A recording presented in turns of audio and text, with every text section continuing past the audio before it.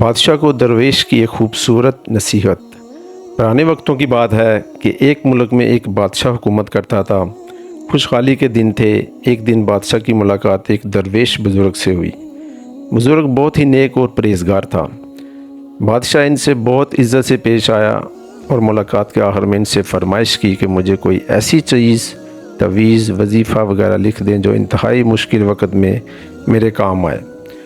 بزرگ خاموش رہے، لیکن بادشاہ کا اصرار بڑھا تو انہوں نے ایک کاغذ کے ٹکڑے پر کچھ لکھ کر دیا اور کہا کہ اس کاغذ کو اس وقت کھولنا جب تم سمجھو کہ بس اب اس کے آگے تم کچھ نہیں کر سکتے، یعنی اس کاغذ کو انتہائی مشکل وقت میں کھولنا۔ قدرت کا کرنا ایسا ہوا کہ کچھ ہی عرصے بعد اس ملک پر حملہ ہو گیا اور دشمن کی فوج نے بادشاہ کی فوج کو الٹ پلٹ کر رکھ دیا۔ بادشاہ کو اپنی جان کے لالے پڑ گئے اور وہ بھاگ کر کسی جنگل کے غار میں چھپ گیا۔ دشمن کی فوجیں اس کے پیچھے تھیں اور وہ تھک کر اپنی موت کا انتظار کر رہا تھا۔ پھر اچانک اس کے ذہن میں درویش بابا کا دیا ہوا کاغذ یاد آیا۔ اس نے اپنی جیبیں ٹٹولی تو وہ کاغذ خوش قسمتی سے اس کے پاس ہی تھا۔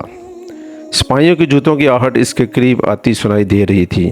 اب اس کے پاس کاغذ کھولنے کے سوا کوئی چارہ نہیں تھا۔ جب اس نے کاغذ کھولا تو اس پہ لکھا ہوا تھا، یہ وقت بھی گزر جائے گا۔ بادشاہ کو بہت غصہ آیا کہ بزرگ نے میرے ساتھ یہ کیا کھیل کھیلا ہے، لیکن افسوس وہ کچھ نہیں کر سکتا تھا۔ اس نے تحریر کو کئی بار پڑھا لیکن اس کی سمجھ میں کچھ نہیں آ رہا تھا۔ درویش نے یہ کیا لکھا اور یہ کیوں لکھا ہے؟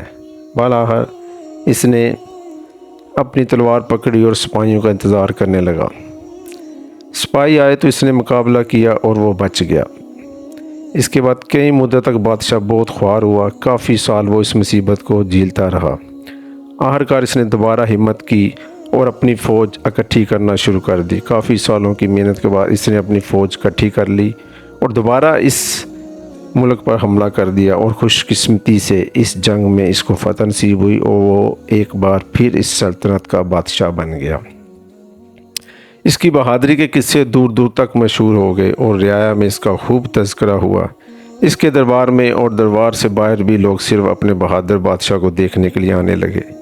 اتنا بول بالا دیکھ کر بادشاہ کے دل میں غرور پیدا ہوا اور وہ اپنی شجاعت پر اور سلطنت پر تھوڑا مغرور ہوا ہی تھا کہ اچانک اس کے دل میں بزرگ کا لکھا ہوا فکرہ یاد آیا کہ یہ وقت بھی گزر جائے گا۔